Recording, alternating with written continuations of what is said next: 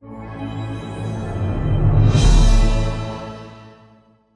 going to go into specifically marketing your listing on site and online. So we're going to start with on-site marketing and how I've kind of made the most out of the collateral that can be touched and seen at the actual property. So some of this I think goes a little bit old school and we may kind of take it for granted now, but I think it's super important that we still kind of stick to our roots. So we want to marry old school marketing techniques with new school technology.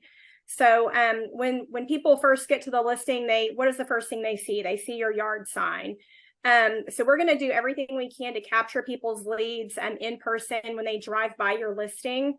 You need to really take advantage of your technology and your system. So I know we mentioned before KV Core and the technology that you have in your CRM. Depending on what system you use, you need to figure out how to take advantage of QR codes and your yard sign. So every single sign that I put in a yard has a QR code so that any drive-by traffic can scan that QR code and they can get more information about my listing. But most importantly, that drives them back into my CRM. So if you're not familiar with the technology and how to connect the dots going from creating a squeeze page with your CRM, and then turning that URL into a QR code and then using that QR code physically at the property, join one of our classes that's coming up because I'm happy to share the exact step-by-step on how to do that.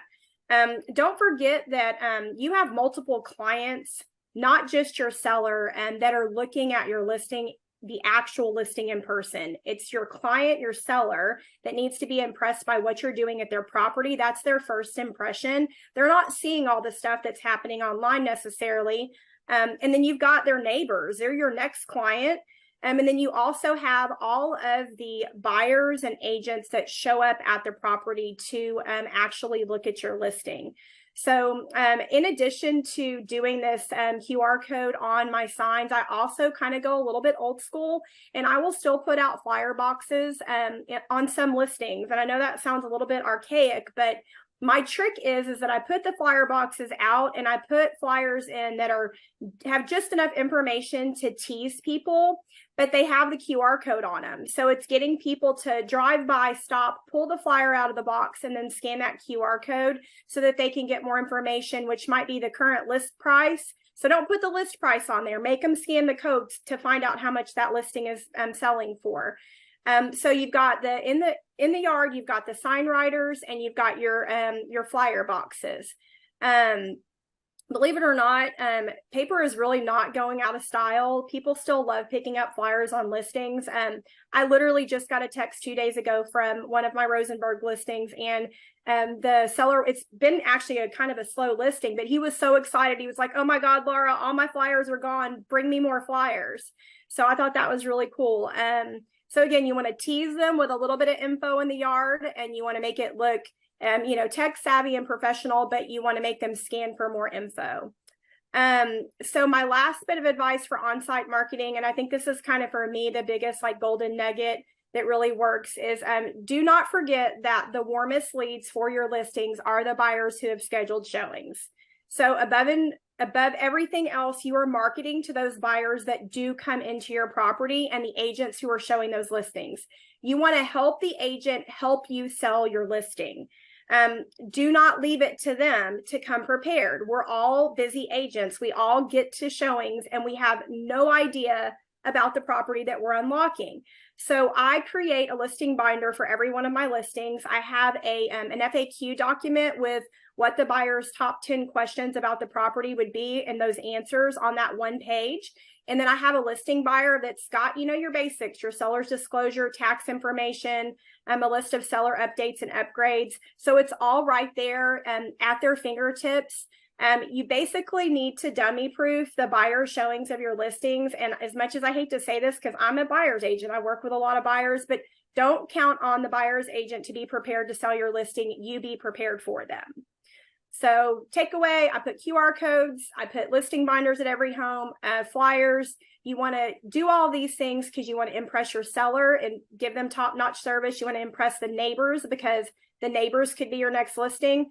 And then you want to impress the buyers and the agents, because that's how you're going to actually sell the property. And that's what we're all here for. So let's move on to online lead capture. So I'll spend a little bit of time on this, but it's going to reiterate a little bit of what you already heard. So the key here is you want people clicking on your online marketing spots, wherever you put the ads for your listing. That could be Facebook. It all starts with a good MLS listing. Let me say that first. MLS listings and photos have to be golden, and then you're going to use that MLS listing in your CRM to create online ads and squeeze pages. And that's going to drive people back into your CRM. So then you can work those leads, and you can use all those techniques that everybody who spoke before me uses to convert those leads. So again, you're going to run those ads, have your CRM set up to automatically respond to inbound leads, no matter which source they come from. You want to let the CRM do the heavy lifting for you so that you have time to go get more leads and work on your listings and sell properties. My biggest advice in the technology that I use is in KV Core, I use the Property Boost feature, which is just running targeted Facebook ads. I have that set up on autoplay. So as soon as I have a listing go on the market, it automatically picks that up and it runs Facebook ads for me. I spend probably about $60 to $100 on average per listing, and I capture, I would say, 10 to 30 leads depending on the listing and the time of year. And again, those leads come in from clicks. They're put automatically into email campaigns. And then I do take it one step further. So when those leads come in, because again, I'm always going back to my first goal is to sell this listing and provide top-notch customer service. So I'm going to not necessarily treat them as just leads I captured. I really want to try to sell them my listing and see if they're interested in that first. So I'm going to reach out to them personally about that property. And then if that conversation leads into something more and it's not the right one for them, then that's whenever I've captured them in my lead funnel, and I'm going to continue to work them and nurture them.